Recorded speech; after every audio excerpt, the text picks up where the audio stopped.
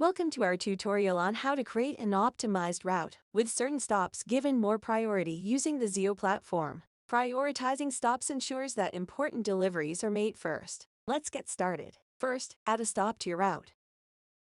Once the stop is added, click on it to view the stop details. You will see a drop-down menu for stop priority with two options, Normal and ASAP. Normal.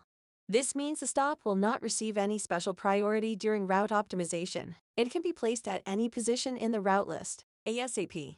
This signifies that the stop is prioritized during route optimization, ensuring it is scheduled at the earliest feasible position within the optimized route list. Select the ASAP option for the stops you want to prioritize, and then press Save. Zeo will now optimize the route, giving more importance to the prioritized stops. And that's it. You've successfully set priority for certain stops, ensuring they are given more importance during route optimization.